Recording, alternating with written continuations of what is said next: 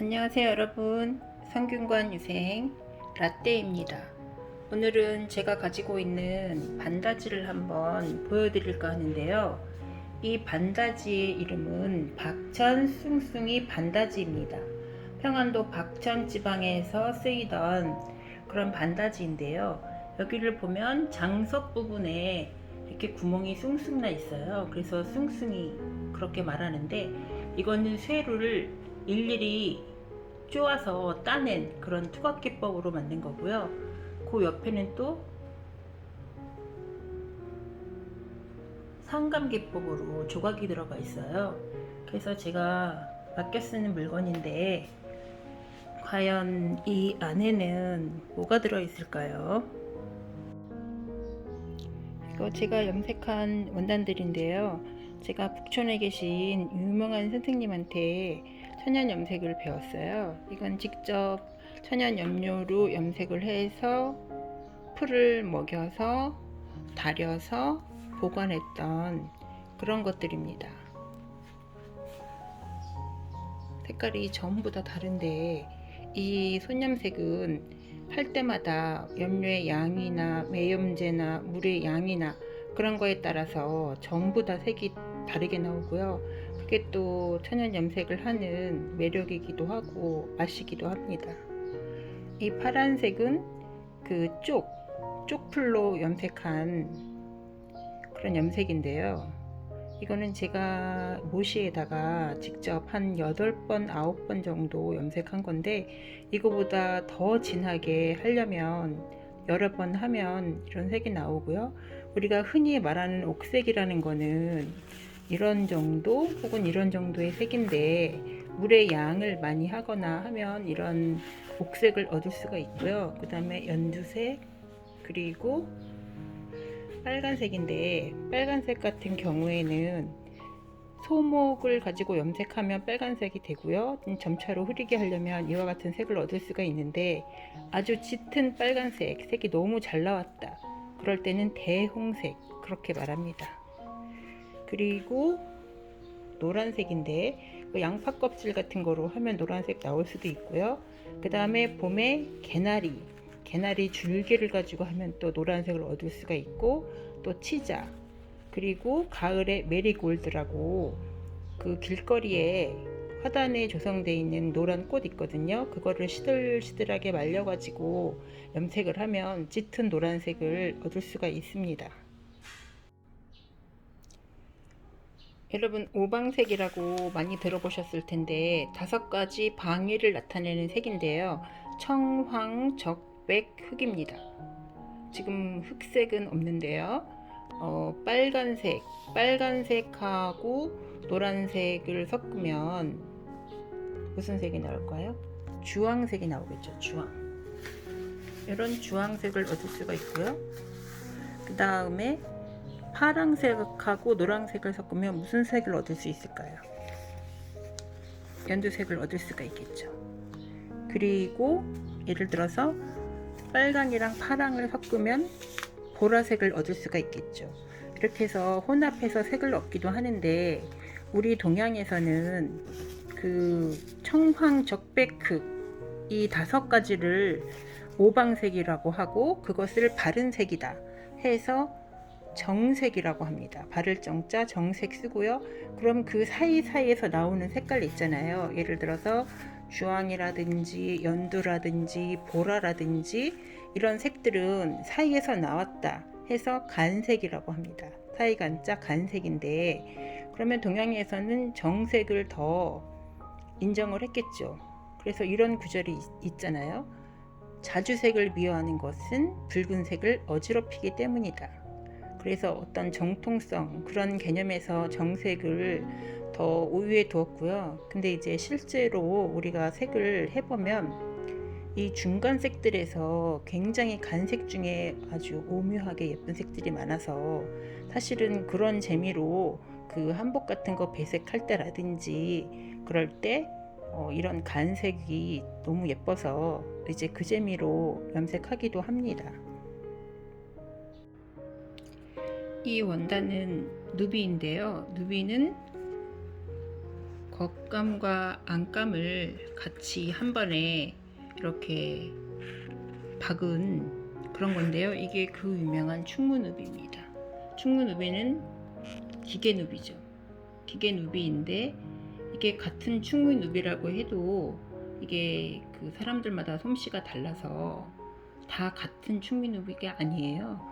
이렇게 간격이 좁은 잔잔한 누비를 잔누비, 새누비 그렇게 말하고, 그 보온성을 위해서 드문듬상하게 누빈 누비를 드문누비, 그리고 그 중간에 해당하는 것을 중누비 그렇게 말합니다. 그래서 요거는 이제 뭐 배자를 만든다든지 두루마기를 만든다든지 그러면 굉장히 좋습니다. 그리고 원단을 이렇게 보면 계절에 따라서 원단이 굉장히 많이 달라요. 근데 우리나라 같은 경우는 사계절이 분명하기 때문에 옷감의 종류도 굉장히 다양하게 발달이 됐는데, 이거는 못인데요. 이 못이는 여름에 사용하는 그런 원단인데 아주 굉장히 시원하고 한산 모시가 유명하죠. 이거 같은 경우에는 제가 물려받은 건데요. 굉장히 발이 곱죠. 그래서 새모시 옥색 치마할 때 새모시입니다. 근데 한산모시는 실제로 구하기가 굉장히 어렵고 또 비싸서 요즘에는 중국모시가 굉장히 많이 들어와 있어요. 이런 거는 중국모시죠. 중국모시인데 이렇게 발이 굵고 한번 빨아보면 굉장히 막 흐드르드해집니다. 이런 게 있고요. 이게 못인데 제가 이제 못이 몇 필이 있어요. 근데 그걸 가지고 너무 염색하고 싶어 갖고 이거 염색한 건데요. 색이 굉장히 곱죠.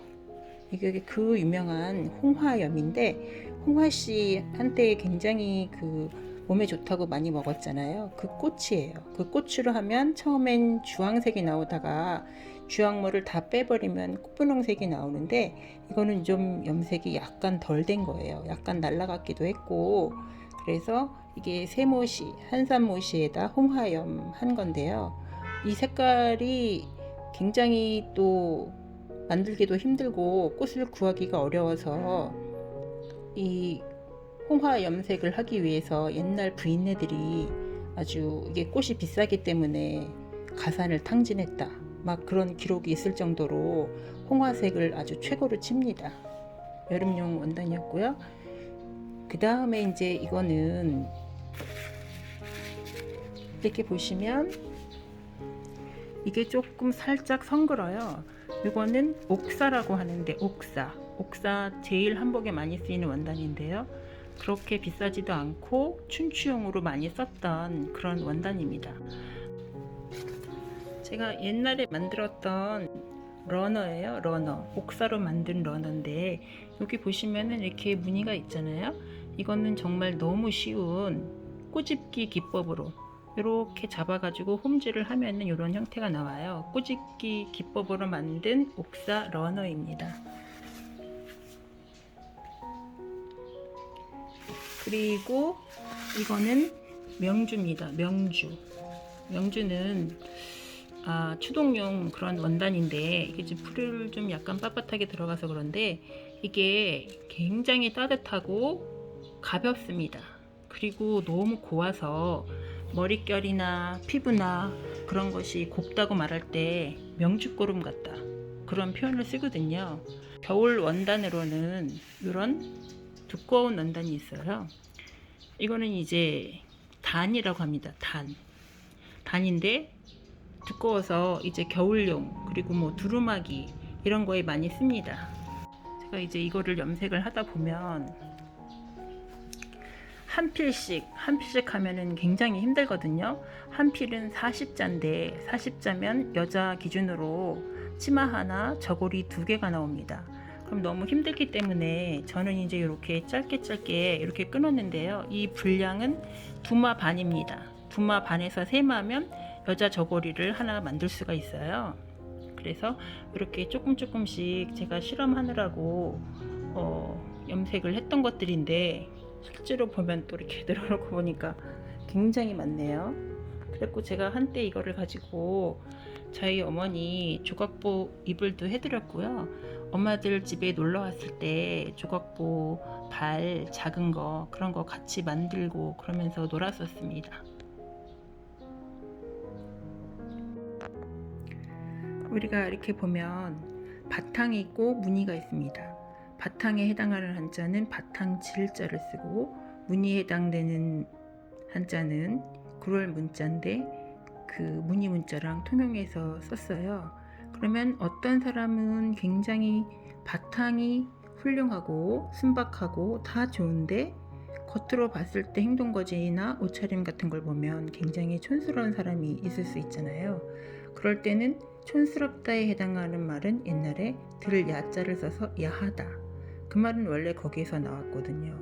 그러면 또 어떤 사람은 반대로 겉으로 드러나는 꾸밈은 굉장히 교양 있고 세련돼 보이지만 알고 보면 바탕은 정말 형편없는 그런 사람도 있잖아요. 그러면 우리가 이거를 어떤 것이 더 중요할까? 그 문제를 생각해 볼 수가 있습니다.